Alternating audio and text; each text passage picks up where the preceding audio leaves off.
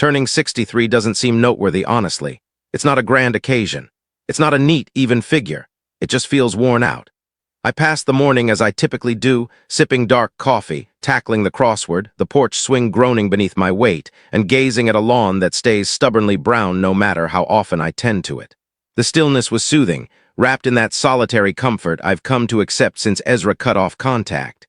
Then came a tap at the door. Not the brisk knock of the postal worker or the local boy hawking fundraiser tickets. Just one soft thud, followed by the echo of steps fading away. I swung the door open to find a parcel, simple brown wrapping, secured with tape, a slim azure ribbon knotted around its center. The script on it was unmistakable. I hadn't glimpsed it in 3 years, yet I'd recognize it blindfolded. Ezra's handwriting resembled an architect's draft, exact, no frivolous loops, always in blue ink. I didn't tear into it immediately.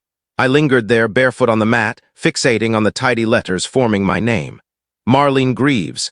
I murmured it softly, as if it might carry a new tone coming from him. Back indoors, I placed the bundle on the kitchen table. The coffee had chilled. I warmed it up and settled down, hands clasped in my lap as if awaiting permission to proceed. After 3 years of quiet, not a note when pneumonia struck, not a whisper when my sister departed, now this arrived. Curiosity eventually triumphed. Beneath the wrapping lay a white carton, and within it, cushioned in tissue as if delicate, were cookies. Scores of them, each uniquely adorned with precise frosting, blue blossoms, golden fronds, stars dusted with sugar. All crafted by hand. Ezra had never touched an oven in his life. No message, save for a tiny card affixed to the lid's underside. "Happy birthday, Mom, let's begin anew." I clutched the card, half expecting it to dissolve if I blinked. My throat tightened, not quite a knot, just a tender pang that surfaces when you long for something to be true but hesitate to believe it. I didn't taste them. I yearned to, but I held back. Perhaps it was stubbornness, perhaps unease. Or maybe something subtler, something unnamed yet too persistent to dismiss. I tucked one cookie into a little plastic container, sealed it, and stowed it in the refrigerator. The rest I repackaged with care. Ruth Langford lived a mere 15 minutes away, Ezra's mother-in-law. She'd always treated me kindly, especially as Ezra drifted further. I reasoned she deserved a treat more than I did, and it felt simpler to pass them along than to ponder their intent. That afternoon I drove over. The sun dipped low, painting the trees with a warm amber glow, and her wind chimes swayed in the breeze. I handed her the box with a grin, waving off her objections. Later, back home, I paused in the doorway, eyeing the vacant space on the table where the parcel had sat, trying not to feel unburdened by its absence. The next morning, as I poured my coffee, the phone jolted me. I was midway through my second cup when it rang again. The noise caught me off guard. Early calls were rare, and that number flashing on the screen rarer still. Ezra. I didn't pick up instantly. My hand lingered above the device as if it might scald me. It buzzed once more before I answered. "Hello, hi, Mom." His tone slid through, smooth and easy, as if no rift existed, as if 3 years of stillness hadn't piled up like dust between us. "Happy birthday, a bit delayed, I know." "Ezra," I eased into a chair, clutching the mug with both hands. "I got your parcel." "Yeah," a faint laugh. "I wasn't sure you'd accept it, or even open it, to be frank." "I did." It was a surprise. A brief pause, then he asked, too offhandedly, "So how were they, the cookies, I mean?" I inhaled. "Oh, I didn't try them, I gave them to Ruth." The line fell silent. I checked the screen to see if the call had cut out. It hadn't. "You gave them to Ruth." His voice shifted, edged, the warmth gone. "Yes," I said carefully. "She's always fond of desserts, and I wasn't sure what to do with them." He didn't respond for a stretch. I heard his breath, taut and uneven then, softly at first but rising. "You did what?" The word struck sharply. I flinched, startled. "Ezra, what's the matter?" "They weren't for her," he snapped. "They were for you." "Just you?" His voice broke, not with sorrow, but something else. Irritation, perhaps panic. I couldn't pinpoint it. I sat rigid, the coffee cooling in my grip. "I didn't know," I murmured, my voice faint. "Right. Naturally, you didn't." Bitterness seeped through, thick and stifling. "You never do." He ended the call before I could speak again. The dial tone droned in my ear. I set the phone down, staring at the countertop. My pulse thumped, not rapid but heavy, demanding attention. "Just you," that's what he'd said. I rose, opened the fridge, and peered inside. The lone cookie remained, pristine in its container. I closed the door and leaned against the counter, suddenly chilled. Then the landline in the hall buzzed. Almost no one used it anymore. I approached it, unease already pooling. The receiver crackled as I lifted it. "Marlene." It was Leela, Ezra's wife. Yes, her tone was taut, fragile. It's Ruth, she's in the hospital. I sank onto a chair without thinking. What happened?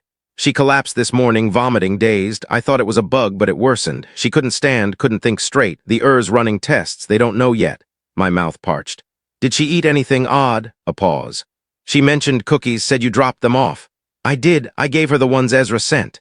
Leela went quiet. Hospital sounds filtered through, beeps, footsteps, a cart rattling down a corridor. Could they have made her sick? She asked at last. I don't know, I rasped. I didn't eat any. Another pause. If you recall anything at all, you'll tell me. Yes, I whispered. Of course. We hung up and I sat in the dimness, staring at the wall. The afternoon light had waned, leaving the room in a muted fog. I didn't switch on the lamps. I didn't budge for ages. Later, after nightfall, I drifted to the kitchen, seeking order without purpose. I wiped counters, refolded towels already neat. Opening the bin to empty it, I spotted something near the bottom. A small, clear plastic vial, like one for supplements. No label, just a faint trace of white dust inside. I fished it out, turning it over in my hands. It wasn't mine. I'd never seen it before. The lid was fastened tight. I opened the fridge. The cookie sat there, snug in its box, as if it had anticipated this. My hands trembled as I retrieved it. I couldn't recall why I'd kept it, perhaps a treat for later, a small indulgence. Now it turned my stomach. I carried the cookie and the bottle to the study, placing them on the desk. The lamp's glow made the sugar shimmer faintly. I sat, hands folded, staring at them as if they might speak first. Was I the target? Was this meant for me? The questions loomed, too vast to grasp. Before bed, I dialed the lab where Janelle Morrow worked. She owed me a favor. I kept it brief, just that I needed something checked discreetly. She agreed to meet me at dawn. I hung up and stood in the room center for a while before extinguishing the light. In the silence, Ezra's voice echoed. You did what? The cookie stayed in the fridge overnight, so did the dread. The laboratory sat hidden behind a cluster of medical offices at the town's edge, a spot you'd miss unless you sought it out. Janelle met me in the parking lot, her lab coat pristine despite the hour. She didn't pry, just arched a brow as I handed her the container. This the sort of favor I'll rue, she teased lightly. I tried to grin, but it faltered. Just tell me what's in it. She nodded and slipped through a side entrance. I waited in my car, engine humming, radio silent. My hands were icy. I didn't leave. I couldn't. Memories seeped in like a slow leak. Ezra at 8, creasing napkins into perfect angles at the table. At 10, raging when I sorted the pantry by hue instead of size. At 12, giving me the silent treatment for a week after I used the wrong ketchup. I'd called it quirks, said he was meticulous, tender, sharp in class, polite in public, a flawless child on record. But I recalled, too, how he studied people eating. Studied me. That time I baked cookies with walnuts by error and he spat one out, scrubbing his mouth raw. How he'd go statue, still when let down, as if banking it for later. A nurse called from the hospital mid-morning. Ruth hadn't rallied. They'd moved her case to internal medicine, no answers yet. No one brought up the cookies and I didn't suggest it. I sat in the kitchen, awaiting Janelle's call, hands curled around tea I didn't sip. The mug cooled. The house sighed around me as if eavesdropping.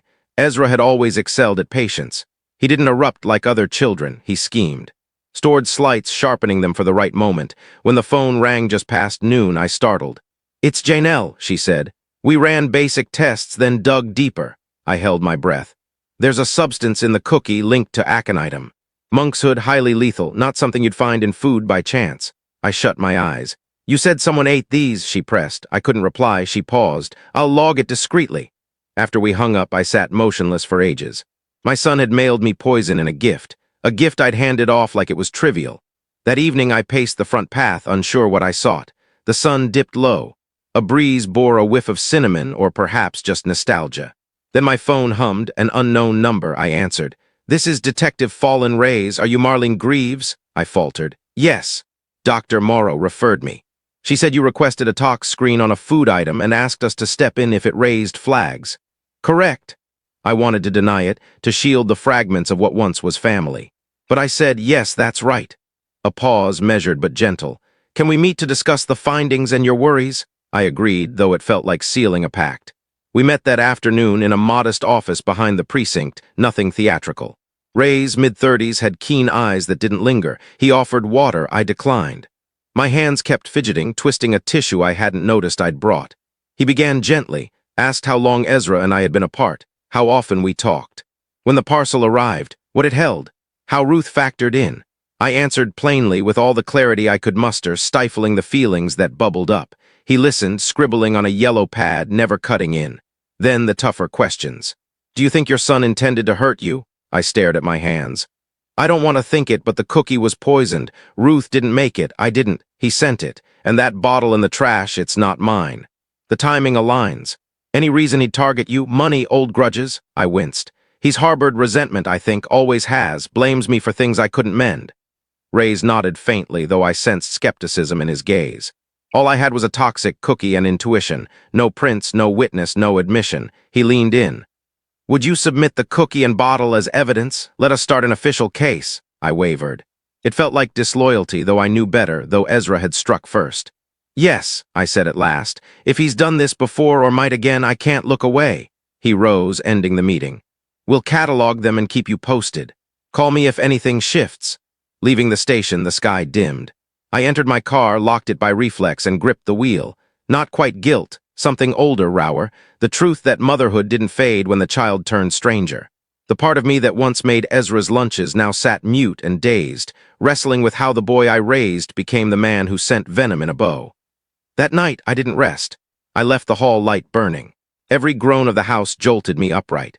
By dawn, I'd resolved, if he didn't want me to see his depths, he should have been subtler. I'd face him, not as his mother, but as the woman he misjudged. And I'd bring a recorder. Ezra opened his door with a stiff smile that didn't touch his eyes. He looked gaunt, as if something within had eroded. Mom, he said, stepping aside. Unexpected. I mirrored his smile. I heard about Ruth. Wanted to see how she's holding up. He nodded, ushering me in. Still at St. Luke's, Leela's there. They suspect a virus. I nodded, feigning trust. The recorder hummed in my pocket. His kitchen gleamed, everything aligned, down to the knife block's tilt. I kept my voice airy. Sorry we didn't chat more the other day. The cookies looked lovely. He quirked a brow. Did they? I watched him. I didn't sample them, actually. Ruth was delighted, said the star one was her pick. There, a flicker, brief but telling. His eyes tightened for a heartbeat, his tone softening. Ruth chose the stars. I hadn't specified the shape, just that she favored one. Yes, I said slowly. She mentioned it. He turned to the sink, rinsing a spotless glass. She always liked pretty things, more about looks than substance. I observed him. You never said you'd taken up baking. He chuckled, but it rang hollow. New pastime helps me relax. Where'd you learn about monkshood? He stilled, not overtly, but his posture betrayed it. A pause, then too fast. I don't know what that is. Dr. Morrow does. She tested it. It was in the cookie, Ezra. He set the glass down deliberately. I don't know what you're playing at, but claims like that don't land well without proof. I think you've already given me plenty, I said softly. You faltered. He stared at me unblinking. Something shifted behind his gaze, calculation. You've always misread me, he said. No, I replied. I think I see you clearly now. I reached for my bag, hand steady. My pulse roared, loud enough I feared he'd hear. As I turned to go, my eyes caught something on the counter, another small bottle, twin to the one from my trash, half hidden by a cloth. Ezra shifted to block it, casual as if stretching. I should leave, I said. I've taken enough of your time. Wish Ruth well, he said, tone light again. I stepped into the crisp air, nerves alight. The recorder ran until I was in my car, doors barred, engine alive. I sent the file to Ray's before doubt could sway me, then drove to St. Luke's. Ruth lay unconscious. Leela sat beside her, eyes swollen. I told her everything I had to. By the time I left, dusk had settled, the sky thick. That night I slept on the sofa, hall light aglow, phone nearby. I barely shut my eyes. When it rang at 3:17 a.m., I didn't startle.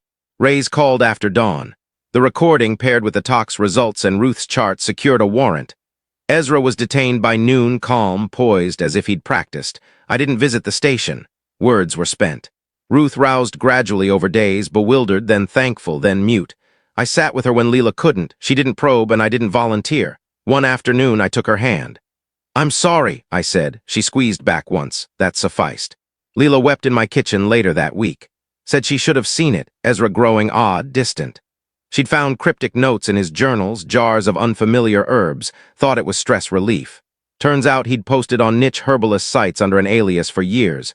Extraction methods, doses, effects. Scholarly in style, eerie in retrospect. Terms matched Ruth's bloodwork precisely. It traced back to one choice, one cookie I didn't eat. On a still Tuesday morning, I pulled the container from the fridge. The cookie held firm, its icing faded. Ray's had given me an evidence bag when Ezra was nabbed, suggesting I keep it, not for vengeance, but perspective. I slipped the cookie in and sealed it. It weighed more than it should. That night, I emptied a fireproof box from the closet and placed the cookie inside, alongside the card, "Happy birthday, Mom. Let's begin anew." I locked it and set it on the top shelf, not to erase, but to recall what I nearly overlooked. I lingered in the kitchen long after. The house hushed around me, the air calm. Then I flicked off the light and walked the hall, uncertain if safety was mine again, or if it ever had been.